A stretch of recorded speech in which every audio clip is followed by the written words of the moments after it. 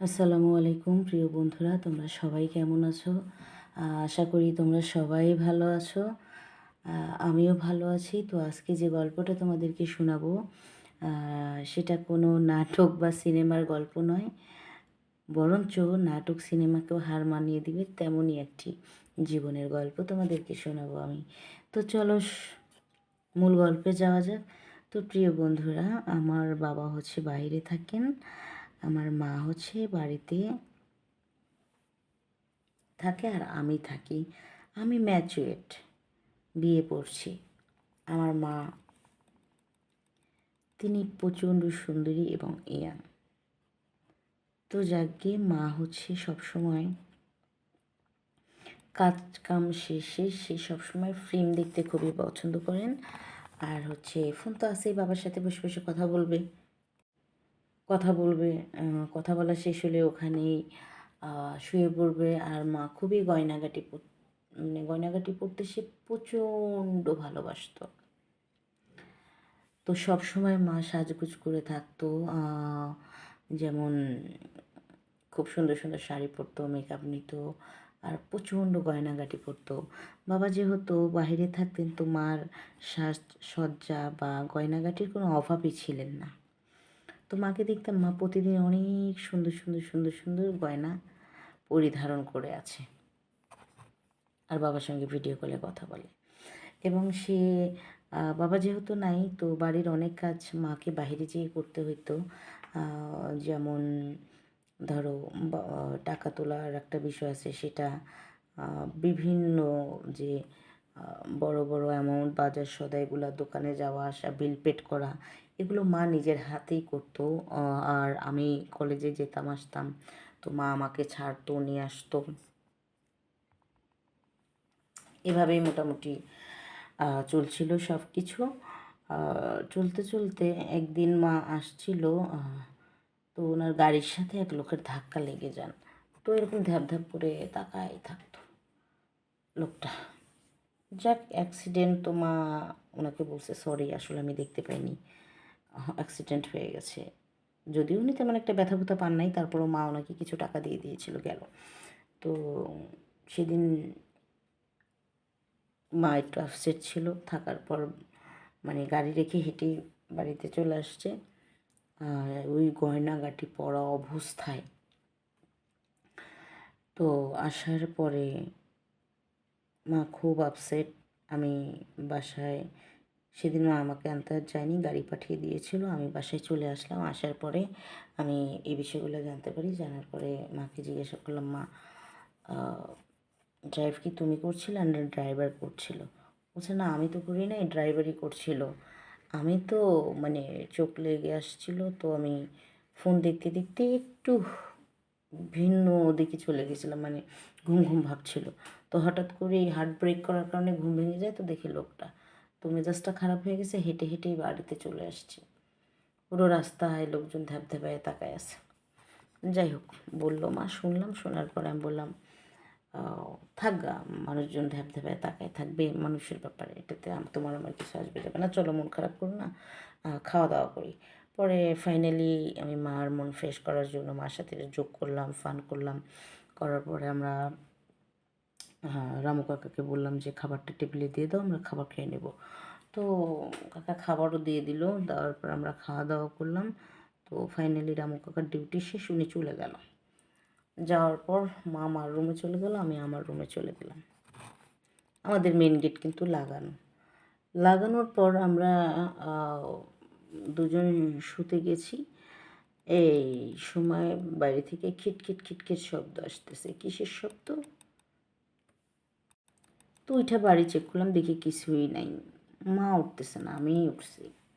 কিছুই নেই, সবই তো লাগানো জ্বালানো।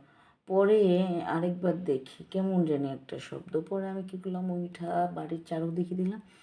দেখলাম যে দোতলার উপরের একটা খিড়কি খোলা, জানালাটা খোলা। আমি বললাম, কী বা জানালা খোলা কেন? এটা তো আমি নিজের হাতে লাগাইছি, সব চেক করে গেছি। সন্দেহ বাড়তে থাকলো। তো উপরে যেতে আমার কানে একটা শব্দ ভেসে আসে। তো আমি কিছুই পাই না। তো আমি ঘরে চলে যাই। যাওয়ার পর নিজের বেডরুমের তো আর দরজা লাগে না, আমাদের দরজাগুলো এমনি চাপানো থাকে, নিচে মেইন গেট লাগানো থাকে। তো ঘরে ঢুকে শুয়ে পড়ছি।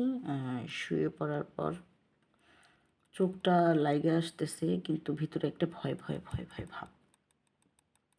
তো ফাইনালি চোখটা লেগে আসছে। এরকম সময়ই মনে করো যে আমি মানে শরীরের মধ্যে অদ্ভুত একটা শিহরণ মেহসুস করি। তো আমি চুপচাপ করে সেটা উপভোগ করছিলাম, কারণ আমার মনে হচ্ছিল এটা স্বপ্ন। মানে কীরকম বিড়বিড় করছিল, সুড়সুড়ি লাগছিল, মানে নতুন একটা মেহসুস। আমার কাছে খুব ভাল লাগছিল। তো আমি চুপ করে যে আমি ভাবলাম যে এটা স্বপ্ন। তো যখনই মানে মনে হলো যে শরীরের মধ্যে কেউ চাপ দিয়েছে, তখনই ঘুমটা ভেঙে যায়। দেখি চোখ খুলে যে আমার মানে মাথাই নষ্ট।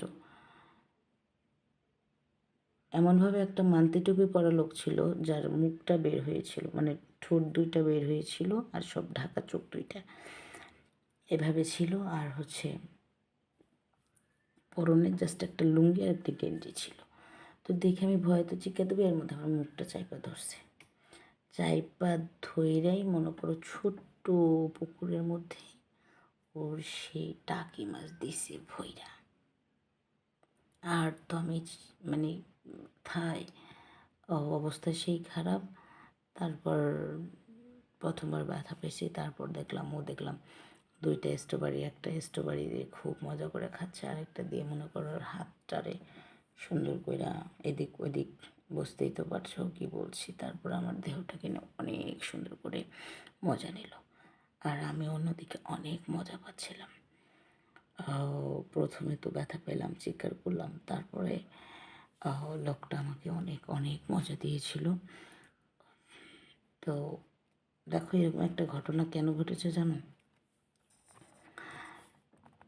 সেটা তো হয়ে গেল। হয়ে যাওয়ার পর আমাকে বলল লোকটা যে সত্যি তুমি আমাকে অনেক মজা দিয়েছ। এসেছিলাম তো তোমার মায়ের গয়না চুরি করার জন্য।